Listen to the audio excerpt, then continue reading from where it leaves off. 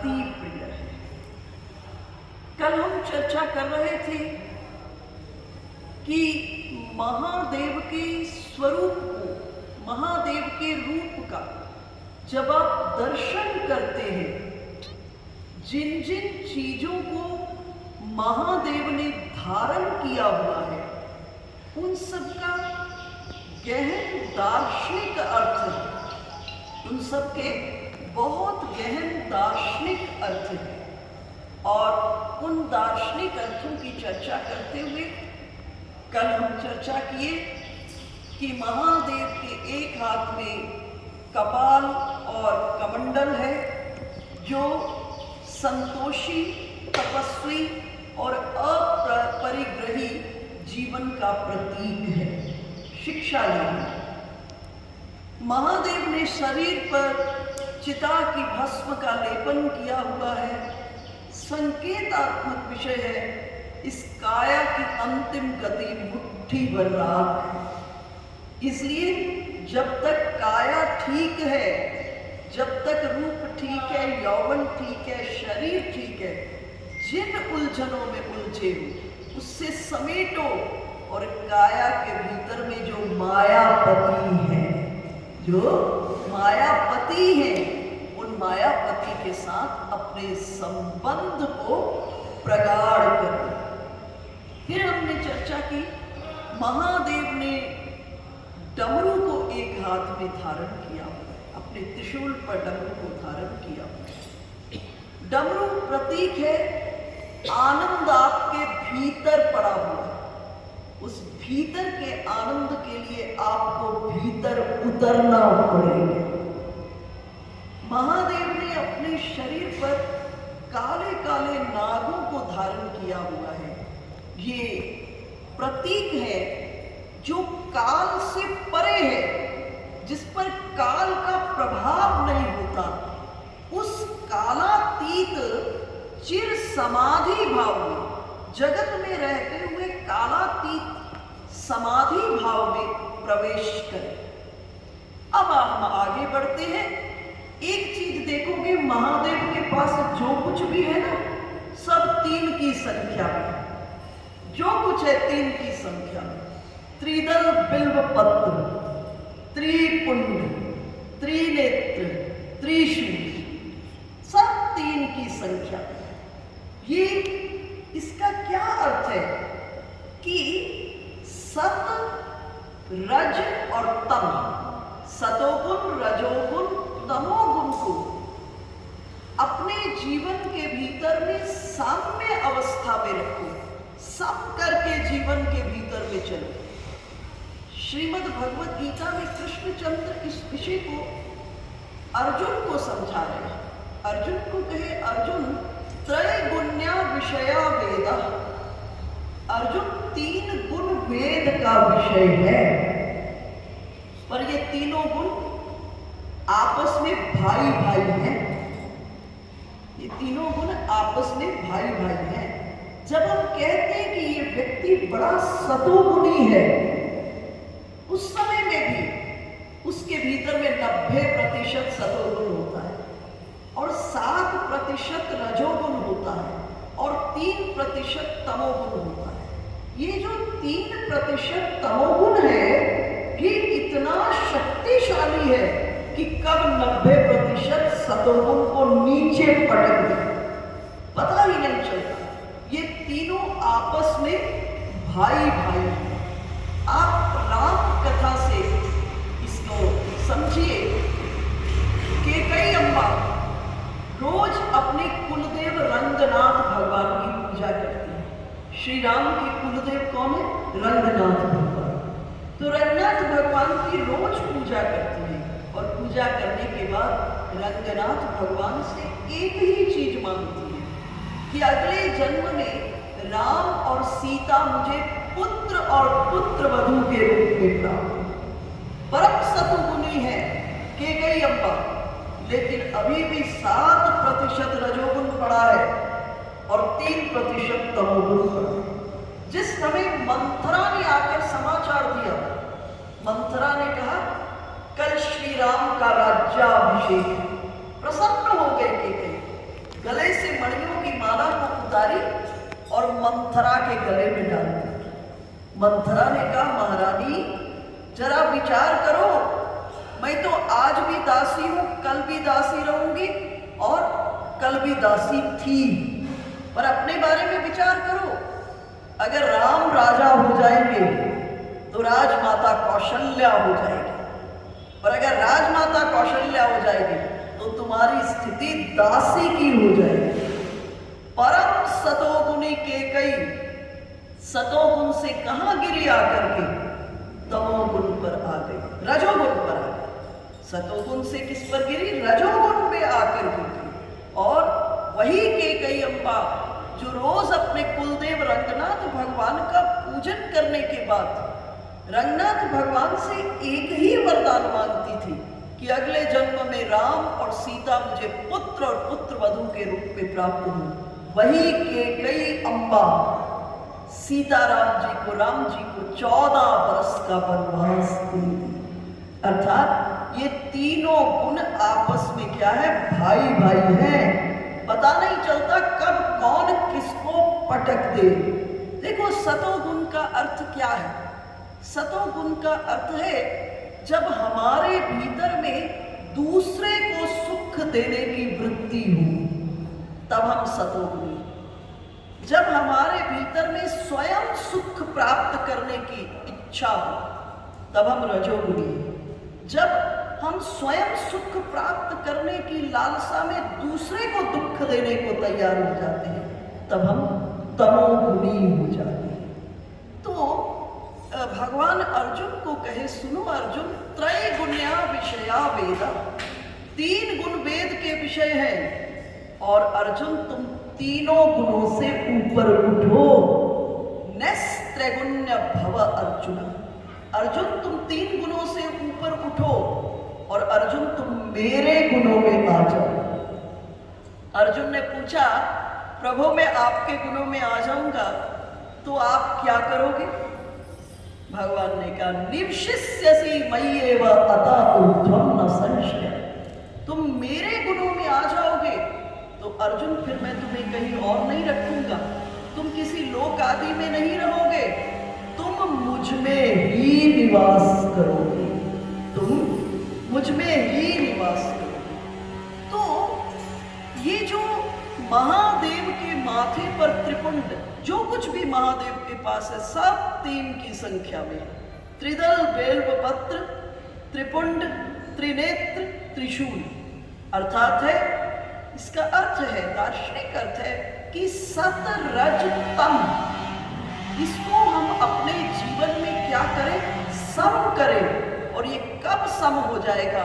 जब हम परमात्मा की शरण में पहुंच जाएंगे और पूरे पूरे पहुंच जाएंगे, तब ये सम हो जाएगा। सतोगुण, रजोगुण, तमोगुण ये साम्य अवस्था को प्राप्त कर लेगा। आपने कथा सुनी होगी अत्रि और अनुसुईया। अत्रि कौन है? यत्र त्रय नास्ति, जहां 3 नहीं है। यत्र त्रय नास्ति स अत्रि, जहां 3 नहीं है, ना सतोगुण, ना रजोगुण, ना तमोगुण। अनुसूया कौन है? बोले जहां असूया वृत्ति नहीं है। असूया वृत्ति का अर्थ है जहां मद और मात्सर्य नहीं है, जहां ईर्ष्या और द्वेष नहीं है। जब ये 2 वृत्तियां आपस में मिलती हैं, अत्रि वृत्ति और अनुसूया वृत्ति, ये आपस में मिलती है, तो परमात्मा भी नन्हे मुन्ने बच्चे होकर के इनके आंगन में खेलने लगती है। कथा से आप परिचित हो। एक बार देवऋषि नारद पहुंचे, वैकुंठ में पहुंचे, और लक्ष्मी जी ने देवऋषि नारद से पूछा, देवऋषि आज बहुत दिन बाद आए, कहाँ रहते हो? और आप आते थे तो सुंदर सुंदर तीनों लोगों की खबर सुनाते थे। देवऋषि नारद ने कहा, अब मैं अत्रि अनुसूया आश्रम में, जहां मुझे इतना आनंद मिलता है, उतना आनंद सृष्टि में कहीं नहीं है। तो लक्ष्मी जी के मन में थोड़ा सा विचार आ गया, लक्ष्मी जी सोचने लगी मेरे बैकुंठ में भी इतना आनंद नहीं है जितना आनंद अत्रि और अनसुईया आश्रम में है। मुझे कौन है ये? तो बोले आज इस त्रिलोकी में अनसुईया जैसी पातिव्रत धर्म को पालन करने वाली नारी नहीं, और मुझे बहुत आनंद आता है। ये कह करके नारद जी चल दिए यहाँ से, और लक्ष्मी जी के हृदय के भीतर में थोड़ी सी ईर्ष्या भाव आ गया। किसके प्रति आ गया? अनसुईया जी। यहां से कहां पहुंचे? यहां से पहुंच गए कैलाश पर महादेव। महादेव नहीं थे, पार्वती जी नहीं। पार्वती जी ने भी वही प्रश्न किया कि आजकल देवऋषि बहुत दिनों बाद आए, कहाँ रहते हो? तो नारद जी ने कहा अब मैं अत्रि अनसुईया आश्रम में रहता हूँ, वैसा आनंद त्रिलोकी में कहीं। और यहाँ भी थोड़ा सा ईर्ष्या का भाव आ गया पार्वती जी के मन में कि मुझसे भी श्रेष्ठ है इस सृष्टि के भीतर में। ये सब भगवान की लीला है, इनमें ईर्ष्या द्वेष नहीं आता, लेकिन ये भगवान की लीला है, ये हम सबको समझाने के लिए। उसके बाद पहुंच गए ब्रह्मा जी के पास। ब्रह्मलोक में ब्रह्मा जी भी नहीं है, ब्रह्मानी है। ब्रह्मानी से ने पूछा आजकल कहाँ रहते हो, बड़े दिन बाद आए।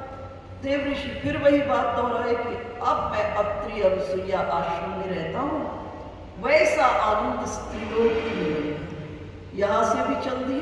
ब्रह्मानी के मन में भी थोड़ा सा अनसुईया जी के प्रति भाव आ गया। अब तीनों ने आपस में बातचीत की और तीनों ने विचार किया हमको कुछ ऐसा करना चाहिए कि अनसुईया का पातिव्रत धर्म खंडित हो जाए, कुछ करना चाहिए। और इतने में तीनों के पति लौट आए। तीनों ने जिद कर दी कुछ ऐसा करो कि अनसुईया का पातिव्रत धर्म खंडित हो जाए। तीनों ने समझाया ब्रह्मा विष्णु महेश ने, लेकिन जिद कर दी तो तीनों ने विचार किया इसमें भी एको ब्रह्म की कोई लीला है।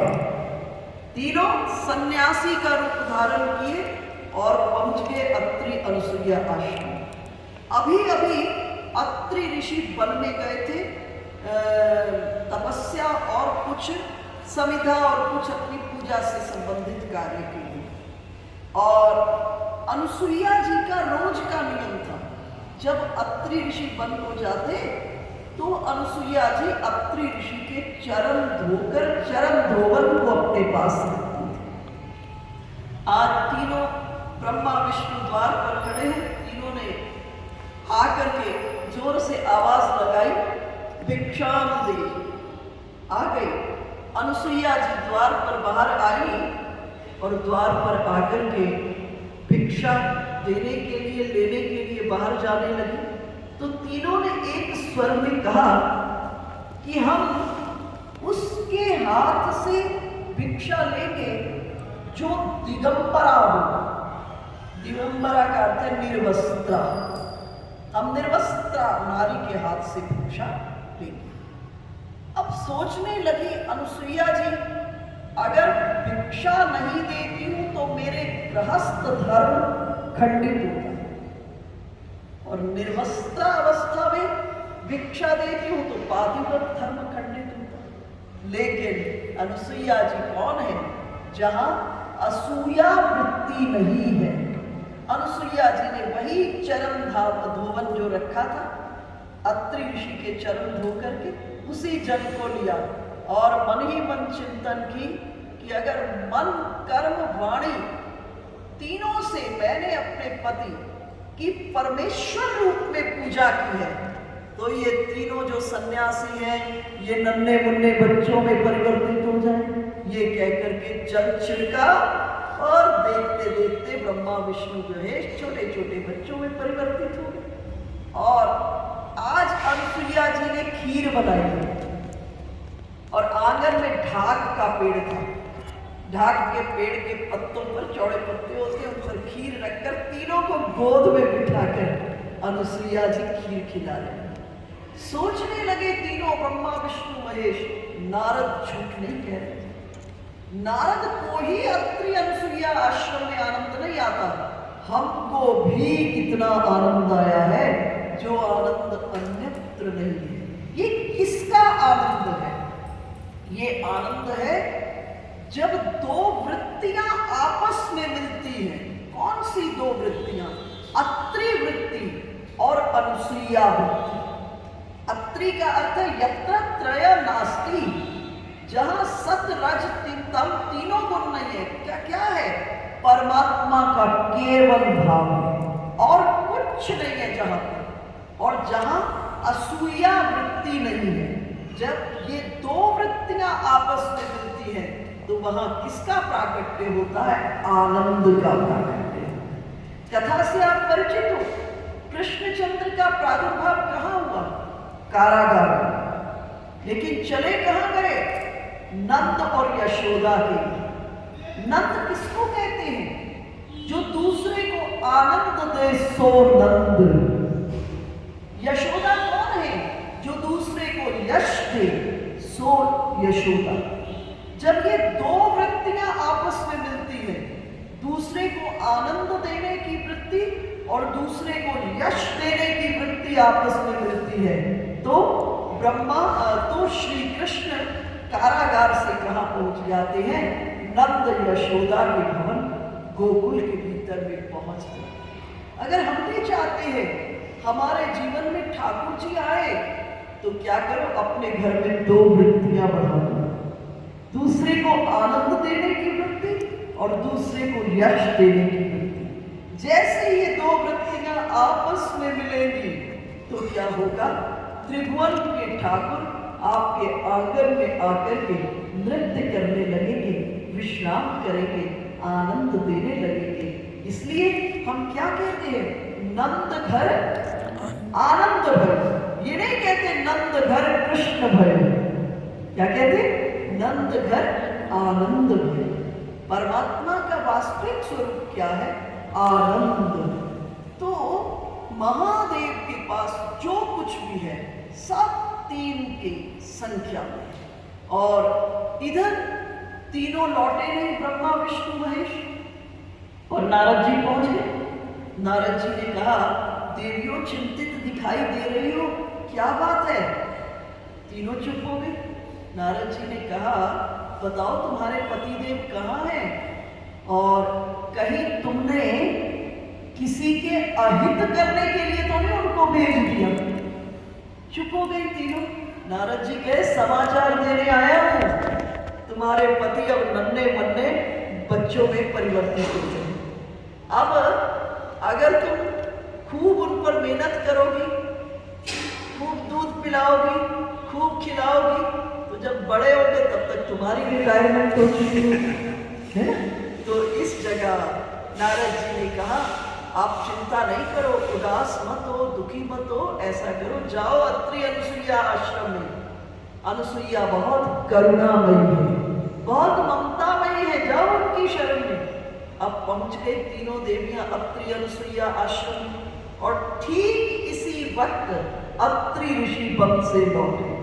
आज अद्भुत दृश्य देख रहे हैं। द्वार पर तीन स्त्रियां घूंघट निकाले हैं और आंगन में तीन बच्चे खेल रहे हैं, और अत्रि ऋषि भीतर प्रवेश किए। अनुसुईया जी से पूछे, ये कौन सी लीला चल रही है? अनुसुईया जी ने सारी कथा को बताया। तब अत्रि ऋषि ने कहा, देवी इन देवियों पर दया करो।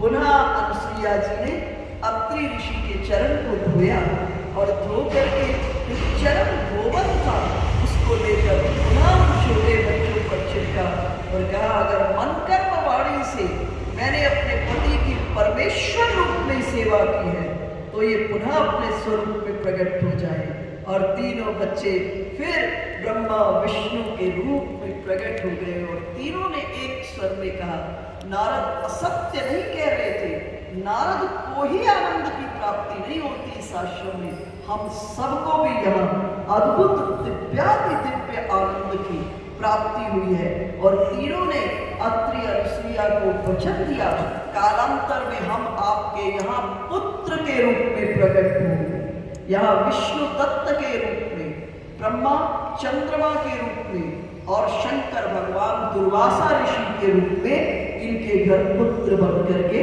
प्रकट हुए।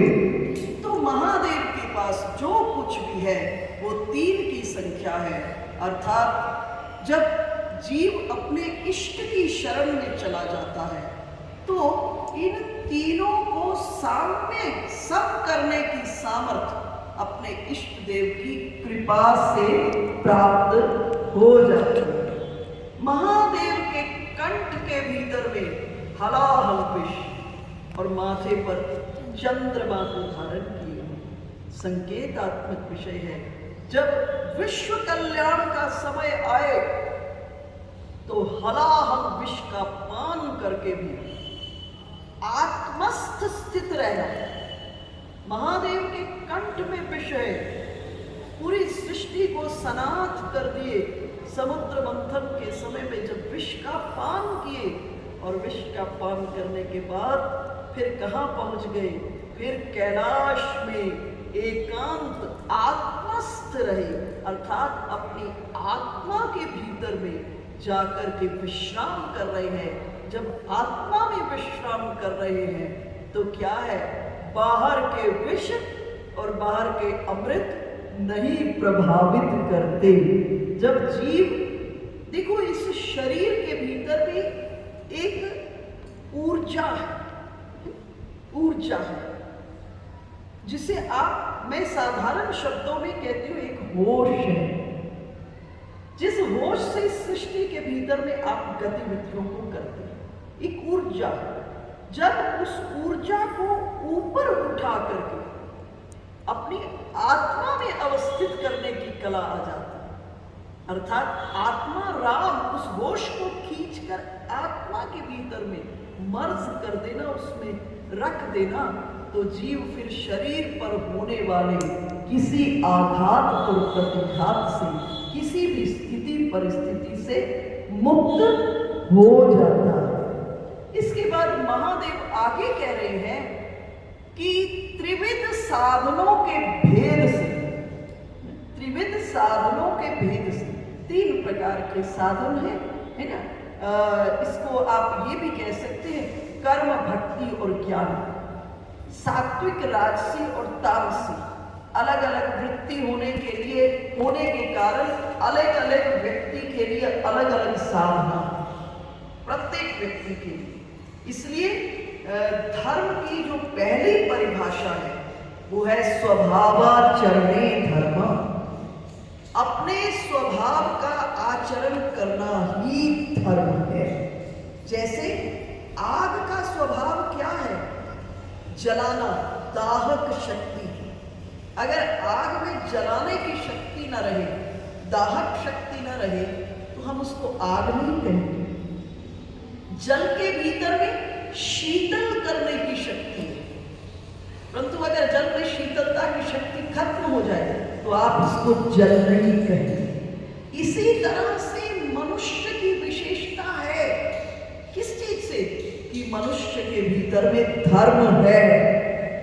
जब जीव मां के गर्भ में आता है, सबसे पहली दीक्षा मां के गर्भ में भगवान विष्णु देते हैं। पहली दीक्षा, ये बाहर में दीक्षा तो बहुत बाद की बात है, लेकिन जैसे ही जीव मां के गर्भ में आता है, पहली दीक्षा भगवान विष्णु जीव को देते हैं। इसलिए जीव जब मां के गर्भ से आता है, एक बार रोता है। क्यों रोता है? क्योंकि वहां भले ही चारों तरफ कैसी गर्म उसके भीतर में बंद था कोठरी के अंदर, लेकिन भगवान विष्णु ने जब दीक्षा दी तो आनंद ही आनंद हो। तो बाहर निकलता है तो रोता है। फिर कभी आपने छोटे बच्चे को देखा होगा, आप चुपचाप पड़ा हुआ है, जन्मा बच्चा चुपचाप पड़ा हुआ है, मुस्कुराने लग जाता है, चुपचाप पड़ा हुआ है, हंसने लग जाता है, चुपचाप पड़ा है, कभी कभी रोने भी लग जाता है। फिर जगत में जब ये बच्चा बढ़ता है तो हम बताते हैं इसको, आसपास का वातावरण इसको सिखाता है, ये तुम्हारी माँ है, ये तुम्हारे पिता। वो सबसे बेखबर है, वो उस वक्त केवल विष्णु को जानता है। लेकिन ये हम आप संसारी उसे समझाते हैं, उसको बोल बोल के सिखाते हैं, और सिखाते हैं तो उसको माया के भीतर में खींचते हैं। तो हमारा जो शुद्ध स्वरूप है वो है धर्म। मनुष्य मनुष्य तब है जब उसके भीतर में धर्म अवस्थित है। अगर धर्म उसके भीतर में अवस्थित नहीं है तो वो मनुष्य कहलाने के लायक नहीं है। तो पहला अब ये देखना है कि वृत्ति कैसी है, सात्विक है, राजसी है, तामसी है। स्वभावाचरणे धर्म, अपने स्वभाव का आचरण करना ही धर्म है। अब पूर्व की यात्रा के फलस्वरूप आपकी वृत्ति कैसी है, सतोगुणी है, रजोगुणी है या तमोगुणी? जैसी वृत्ति है शास्त्र कहता है पहले उसके माध्यम से ईश्वर से जुड़ना। ये बहुत गहरी बात है। जब तक ये हृदय में आकर इस पर आचरण नहीं होगा बात नहीं बनेगी। आपकी जैसी वृत्ति है उसके माध्यम से पहले ईश्वर से जुड़ना। सतोगुणी हो तो जुड़ना, रजोगुणी हो तो जुड़ना, तमोगुणी हो तो जुड़ना। इसलिए पहला काम है अपने स्वभाव का आचरण करना ही धर्म है। आप कैसे हो इससे कोई फर्क नहीं पड़ता, बस भगवान से जुड़ो। भगवान पारस है और पारस के संपर्क में कोई लोहे का कण आता है ना, तो पारस उस लोहे के कण से ये नहीं पूछता कि तुम साधु के घर के हो या असाधु के घर के। पारस का स्वभाव है जैसे ही कोई लोहे का कण उसके संपर्क में आता है वो सोने में बदल जाता है। हम कैसे से कुछ लेना देना नहीं, हम जैसे हैं वैसे के वैसे ठाकुर जी से जुड़े। इसको आप समझने का प्रयास करिए मैं क्या कहना चाहता हूं। एक व्यक्ति एक साधु के पास गए, महात्मा जी के पास। हम लोग के पास भी कोई आता है तो हम कहते हैं भजन किया कर। तो उस व्यक्ति को भी महात्मा जी ने कहा भाई भजन किया करो, बिना भजन के जीवन नहीं है। उस व्यक्ति बड़ा ईमानदार था। उसने कहा महाराज आप सत्य कह रहे हो, लेकिन मैं क्या करूं, मेरे भीतर में बहुत बुरी आदत है, मुझे झूठ बोलने की भयंकर आदत है। महात्मा जी ने कहा ये तो बहुत अच्छी आदत है। महात्मा जी ने ये नहीं कहा झूठ बोलने की आदत खराब है इसको छोड़ो, ये कोई छूटती है इतनी जल्दी? महात्मा जी अगर कह देते ये छोड़ो तो इतनी जल्दी छूटती है? नहीं छूटती। तो महात्मा जी ने कहा ये तो बहुत अच्छी आदत है। देखो साधु कौन है? साधु कौन है? जो किसी के दोष को देखता है। बाल दोष गुण गणहि न साधु। बालक शब्द प्रयोग हुआ है रामायण में लक्ष्मण जी के लिए। हम आप जितने बैठे सबके लिए मूर्ख। जो मूर्ख के दोष को देखता ही नहीं, क्या देखता है? छेद। कहाँ छेद है, कहाँ कमी है, उस छेद से भीतर उतरकर उसको भी उसी रस को पिलाना चाहता है जिस रस का वो स्वयं पान कर रहा है। समझ गए? जिस रस का वो स्वयं पान कर रहा है। तो महात्मा जी ने कहा ये तो बड़ी अच्छी आदत है, आज से एक काम करना। क्या करना? बोले आज से मन ही मन चिंतन करना कि मुझे राम जी के दरबार में झूठ बोलने की नौकरी मिल गई। बोले मन में चिंतन करना कि राम जी का दरबार लगा, राम जी बैठे हैं, सीता जी बैठी हैं, लक्ष्मण जी, भरत, शत्रुघ्न जी, हनुमान जी चरणों में बैठे हैं और आपको झूठ बोलने की नौकरी मिल गई। अब बार बार राम जी को झूठ बोल करके हंसाना। और आज भगवान ने घोषणा कर दी कि जो सबसे बड़ा झूठ बोलकर मुझे हंसाएगा उसे बड़ा पारितोषिक दिया जाएगा। अब वो व्यक्ति बार बार मन के ऊपर मन में वो छवि ला रहा है, राम जी, लक्ष्मण जी, भरत, शत्रुघ्न, हनुमत नीचे विराजमान है, बार बार छवि ला रहा है भाई जब मन में राम जी सीता जी की छवि आ जाएगी तो झूठ कहाँ टिक पाएगा। जब बार बार चिंतन कर रहा है तो राम जी सीता जी हृदय के सिंहासन पर हनुमत लाल चरणों में विराजे, भरत शत्रुघ्न लक्ष्मण जी विराज रहे हैं, सभी विराजे हुए हैं और झूठ नीचे से विदा हो, झूठ नीचे से विदा हो गया। अर्थात अगर महात्मा जी इस व्यक्ति को कहते झूठ बोलना छोड़ो, भजन करो, तो ये इसके बस की बात नहीं थी। झूठ बोलना इतना आसान नहीं है, झूठना। महात्मा जी ने क्या किया, जैसा था उसी से उसे परमात्मा से जोड़ा, उसी से जोड़ा। इसलिए धर्म की पहली परिभाषा है स्वभावाचरणे धर्मा। आपका जैसा स्वभाव है उसी के साथ परमात्मा से जुड़ना। सतोगुनी हो तो आप विचार करो, बड़े बड़े दैत्यों के सामने में ब्रह्मा विष्णु महेश आकर के खड़े हुए हैं। वो तामसी वृत्ति के थे, लेकिन तामसी वृत्ति से भी उन्होंने परमात्मा को प्राप्त किया। देखो सतोगुनी व्यक्ति तो बड़ी आसानी से भजन कर सकता है, तामसी वृत्ति को भक्ति करना कितनी कठिन है। लेकिन बड़े बड़े दैत्यों ने, असुरों ने, राक्षसों ने भगवान को बहुत आसानी से प्राप्त किया। भगवान उनकी तपस्या से प्रसन्न हुए, कहे वरदान मांगो, और जब कहे वरदान मांगो तो जीवन भर के लिए खूब सुख ऐश्वर्य मांगा और अंत में अपनी मृत्यु हरि, हर और भगवती के हाथों से। अंत समय में आप सोचो भगवान सामने में खड़े हुए, इससे बड़ी क्या प्राप्ति जीवन में हो सकती है। तो हम कैसे इससे कुछ लेना देना नहीं। इसलिए स्वभावाचरणे धर्म, जब स्वभाव के माध्यम से ईश्वर से जुड़ गए तो अब दूसरी परिभाषा था क्या, धर्माचरणे धर्म। अब कहा शास्त्रों ने जो कहा है उसका पालन करना। हम बिना जुड़े पालन करने लग जाते हैं। एकादशी का व्रत आता है ना। अब व्रत का तो अर्थ है उपवास। व्रत का अर्थ क्या है, उपवास। उपवास का अर्थ है उपजोड़वास। उपजोड़वास, उप कहते करीब को, वास कहते हैं रहना। जिस दिन व्रत हो उस दिन सारा दिन ठाकुर जी के पास रहो। परंतु हम आप अपने को देखें, सुबह से चिंतन शुरू हो जाता है क्या भोजन करेंगे, दसवीं से ही शुरू हो जाता है, और कभी कभी एकादशी वाले दिन द्वादशी से भी ज्यादा भोजन हम लोग पा लेते हैं, है ना। क्यों?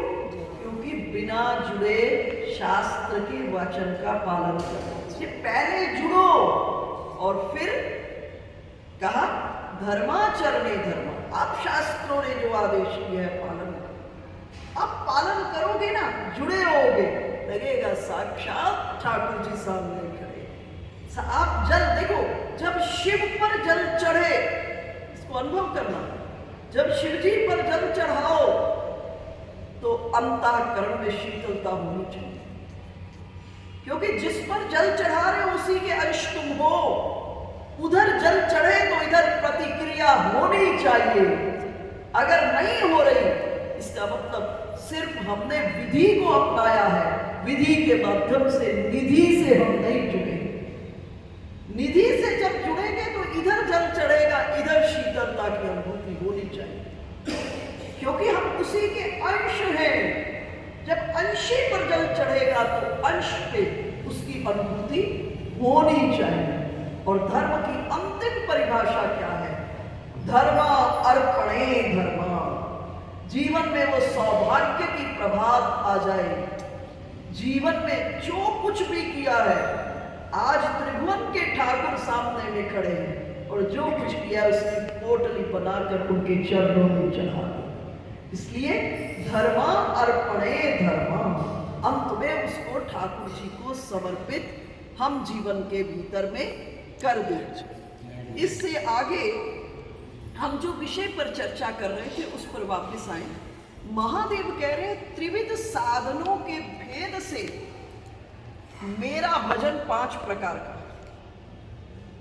जप, तप, ध्यान, जप, तप, ध्यान और ज्ञान और कर्म, ये मेरे 5 प्रकार का मेरा भजन है। अब इसको गहरे से समझना, अगर समझ आ गया तो बहुत चाबी हाथ में आ जाएगी। महादेव कह रहे जो पूजा किसी मूर्ति आदि में होती है, विग्रह आदि में पूजा होती है, जब आप पूजा कर रहे होते हो तो अन्य लोगों को पता चल जाता है। जब आप शिवालय में बैठकर महादेव को जल चढ़ा रहे हो तो पास से गुजरेगा, उसको पता चलेगा। तो जो पूजा किसी विग्रह आदि में होती है और दूसरे व्यक्ति के अनुभव का विषय बन जाती है, उसे मैं बाह्य पूजा कहता हूं। और वही पूजा जब मन के द्वारा होने लगती है तो उसे मैं अभ्यांतर पूजा कहता हूं। और महादेव कह रहे बाह्य से प्रारंभ करके अभ्यांतर पूजा पर पहुंचे, और अभ्यांतर पूजा बाह्य पूजा से श्रेष्ठ है। क्योंकि बाह्य पूजा में कभी कभी इंद्रियां लगी होती है पूजा करने। सुंदरकांड पूरा पाठ हो जाता है, मन पता नहीं पूरी दुनिया घुमाता है। अभ्यास से वो अभ्यास हो गया आपको, तो अभ्यास से सुंदरकांड पाठ कर लेते हो, लेकिन मन दुनिया घूम लेते हो।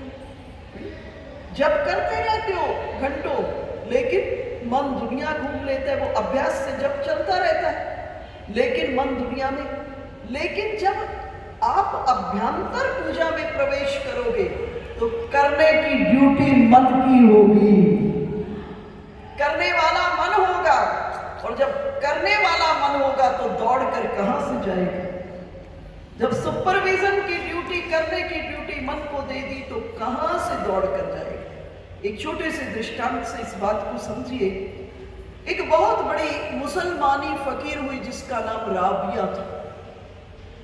राबिया के घर में रात में एक और फकीर आकर के रुके जिनका नाम हसन था। सुबह उठे, हसन झोपड़े से बाहर आए और बाहर आकर के जोर से आवाज लगाई, राबिया कब तक भीतर बैठी रहोगी, बाहर आओ। देखो परमात्मा ने कितनी सुंदर सुबह को जन्म दिया। देखो कैसे कलियां फूलों में परिवर्तित हो रही है। देखो कैसे भौरे सुंदर सुंदर गीत गा रहे हैं। और राबिया ने झोपड़े के अंदर से ही आवाज दी जोर से, हसन कब तक बाहर रहोगे।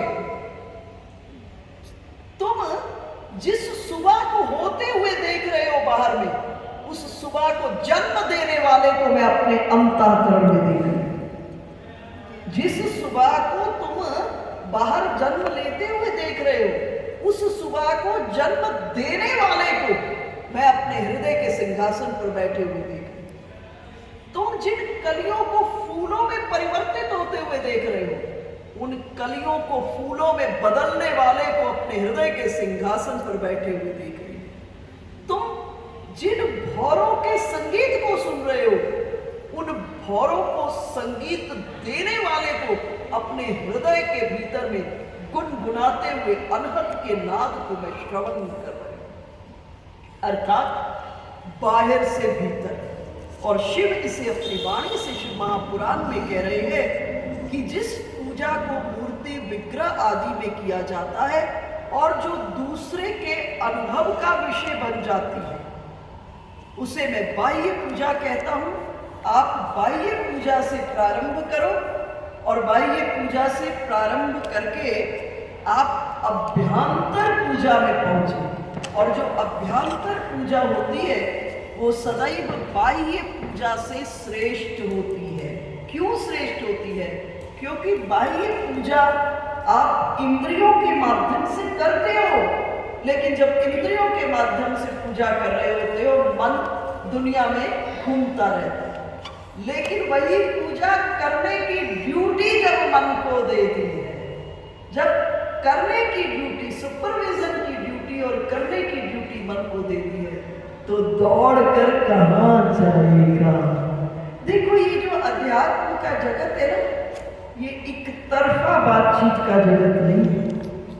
ये एक तरफा बातचीत का जगत नहीं है, ये दो तरफा बातचीत का जगत है। हम इधर से ठाकुर जी को कहे, उधर से ठाकुर जी का जवाब आए। निरंतर ठाकुर जी के साथ बातचीत होती रही।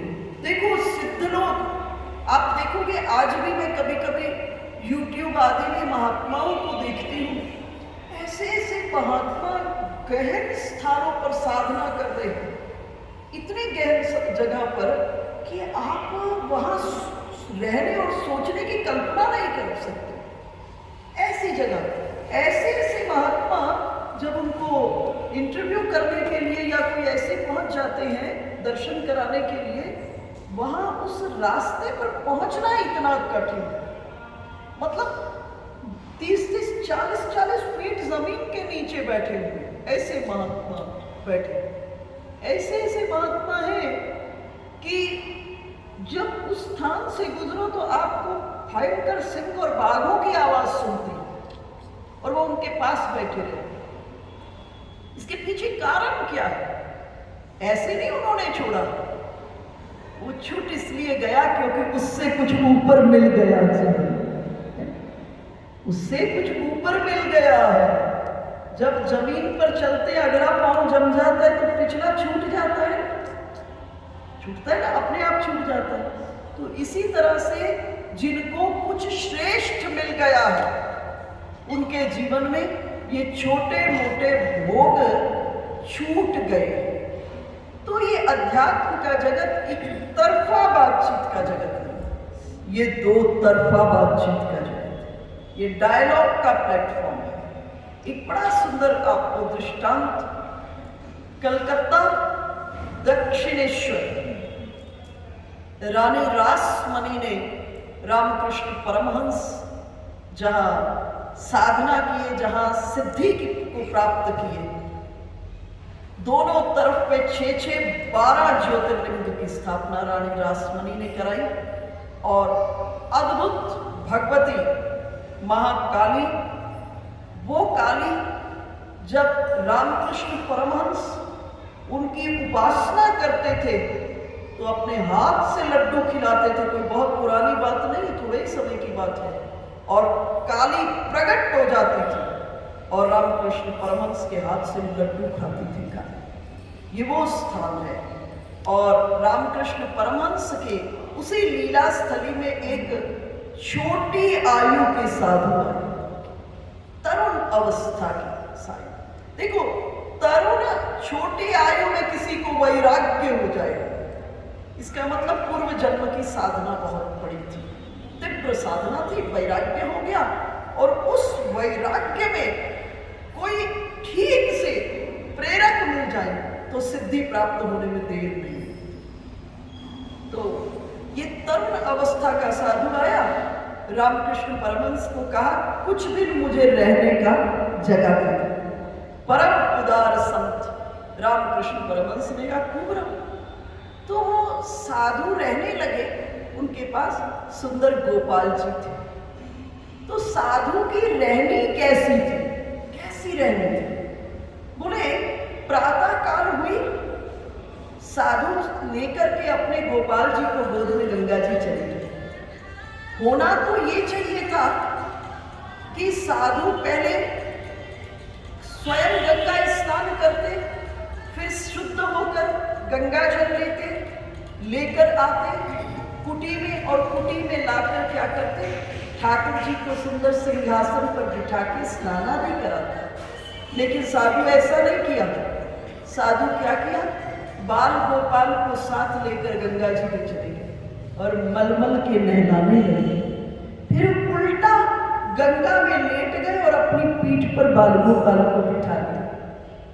तैरने लगे और पूछने लगे कहाँ चलूं, उत्तर की ओर चलूं, दक्षिण की ओर चलूं, पश्चिम की ओर चलूं।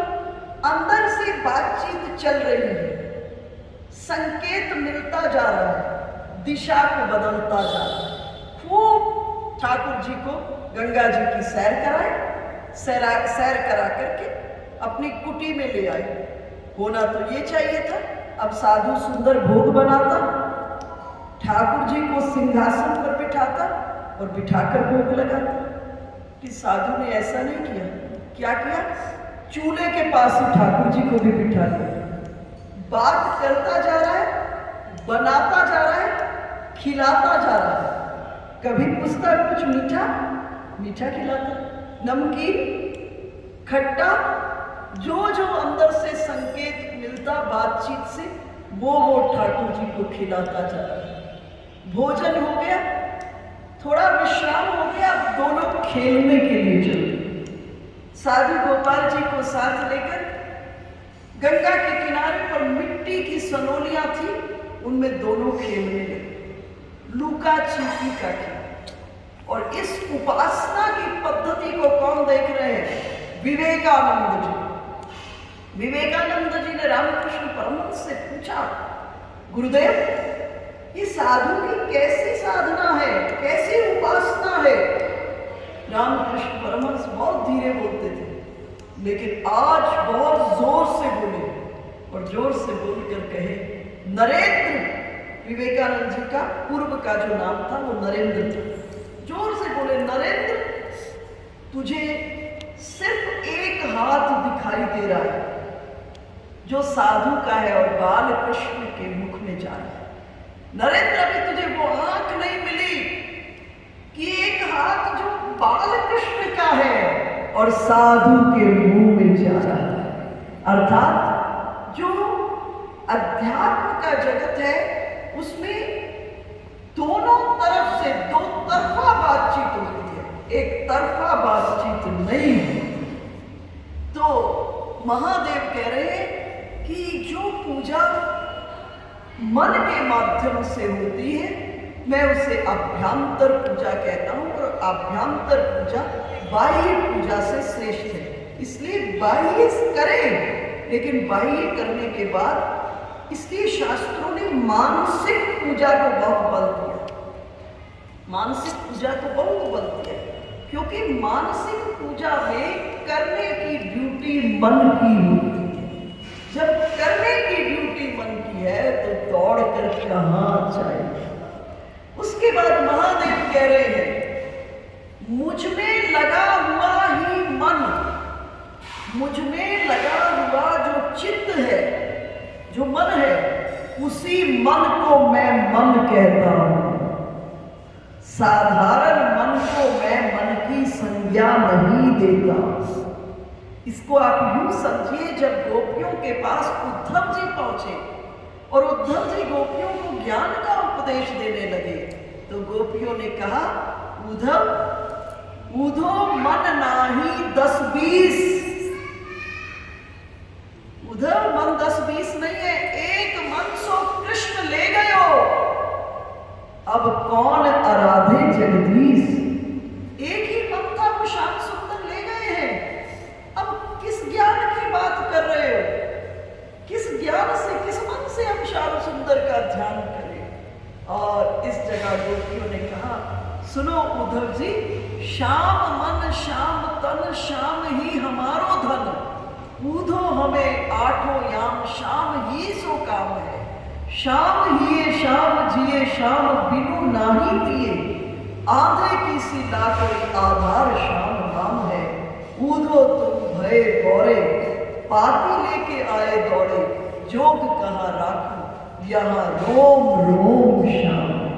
इसलिए महादेव कह रहे हैं, जो मन मुझ में लगा है, जो चित्त मुझ में लगा है, मैं उसे मन की संज्ञा देता हूं। साधारण मन को मैं मन की संज्ञा नहीं देता हूं। और इसके बाद महादेव ने कहा कि जो वाणी मेरे नाम में लगी हुई है, जो वाणी मेरे नाम के गुणगान और मेरे नाम में लगी है, उसी वाणी को मैं वाणी की संज्ञा देता हूं। शेष वाणी को मैं वाणी की संज्ञा नहीं देता हूं। भगवान अपनी वाणी से स्पष्ट कह रहे हैं, नाहं वसामि वैकुंठे योगिनां हृदय रच मद भक्ता यत्र गायन्ति तत्र तिष्ठामि नारद। कहे कि नाहं वसामि वैकुंठे, मैं वैकुंठ में नहीं रहता, वहां मत खोजिए। मैं योगियों के हृदय में भी नहीं रहता, मैं कहाँ रहता हूं? मद भक्ता यत्र गायन्ति, जहां मेरे भक्त उन्मत्त होकर जब उनकी वाणी मुझ में लगती है, पूरी तरह से लगती है, अंतरंग में लगती है। और इसको एक छोटे दृष्टांत से समझो। एक बार अकबर ने तानसेन को कहा, मैं रोज आपको सुनता हूं, आज मेरे मन में इच्छा है कि आपके गुरुदेव को सुनूं। अकबर ने तानसेन ने कहा, जो आज्ञा महाराज। तो बोले कि ऐसे अपने गुरुदेव को दरबार में आमंत्रित करो। बीरबल ने कहा, माफी चाहूंगा महाराज, उनको सुनने के लिए वो नहीं दरबार में आएंगे, सुनना चाहते हो तो दरबार को वहां जाना होता। अकबर बड़ा जिज्ञासु था और अकबर ने विचार किया कि मैं सुनने जाऊंगा। सायंकाल में पूछा अकबर ने तानसेन से, कब गाते हैं? तानसेन ने कहा, कोई समय नहीं, जब एक तारा छिड़ जाता है, अंदर से लौ जुड़ जाती है और फिर संगीत उनसे बहता है। संगीत बहता है, गाते नहीं है, वो संगीत बहता है। अकबर जिज्ञासु था, चल दिया। झोपड़े के बाहर में झाड़ियां थी, उन झाड़ियों में बैठा रहा। सायंकाल से रात हो, जैसे ही ब्रह्म मुहूर्त हुआ, ब्रह्म मुहूर्त होते ही हरिदास जी का एक तारा छिड़ा। और अकबर जब उसको सुने, सुनकर सिर से पांव तक आंखों के आंसुओं से, मुख से लेकर के पूरे पांव तक नहा गया। इतने आंसू बहते रहे। अकबर को संभाल करके तानसेन वापस दरबार में आया। जब दरबार की सीढ़ियों में चढ़ रहे थे तो तानसेन से प्रश्न किया अकबर ने, इतना बड़ा अंतर कैसे, इतना बड़ा अंतर कैसे? मैंने तुमको रोज सुना है, लेकिन आज जो संगीत आपके गुरुदेव के माध्यम से मैंने सुना, इतना बड़ा अंतर कैसे? तानसेन ने बड़ा सुंदर जवाब दिया। तानसेन ने कहा, महाराज, मैं आपको रिझाने के लिए गाता हूं और मेरे गुरुदेव उन शहंशाहों के शहंशाह परमात्मा को रिझाने के लिए गाता हूं। जब मैं गाता हूं, पूरा पूरा वीणा में नहीं होता, पूरा पूरा वीणा में नहीं होता हूं, लेकिन जब गुरुदेव गाते हैं तो वो पूरे पूरे उस इष्ट देव में, परमात्मा में अवस्थित हो जाते हैं। जब वो अवस्थित हो जाते हैं तो उनका संगीत नहीं होता, तब उस समय गाने की सीट पर कौन बैठ जाते हैं? स्वयं ठाकुर जी बैठ जाते हैं और उनको वो शरीर यंत्र जैसा होता है और उससे जो संगीत बहता है, उसका माधुर्य, उसका लालित्य, उसके भीतर में जो रस होता है वो ब्रह्म रस के समकक्ष है। इसलिए महादेव कह रहे, मैं साधारण वाणी को वाणी की संज्ञा नहीं देता। जो वाणी पूर्णता मुझ में लगी हुई है, उसी वाणी को वाणी की संज्ञा देता हूं। इसके आगे महादेव ने कई चीजों की चर्चा की है, वो हम कल के सत्संग सत्र में चर्चा करेंगे। बोलिए शंकर भगवान की जय। आप ये जानते हो महादेव का नाम शंकर किसने रखा? महादेव का शंकर नाम रावण ने रखा। जिस समय रावण ने त्रिलोकी विजय कर ली थी और रावण के मन में इच्छा हुई कि मैं कैलाश को उठाऊं। कैलाश शक्तिशाली था और वेद का ज्ञाता था और पहुंचा कैलाश में, 20 भुजाओं से कैलाश को ऊपर उठाना शुरू कर। कैलाश पर बैठे महादेव को लगा कैलाश ऊपर उठे, साथ में गण थे और महादेव देखते रहे।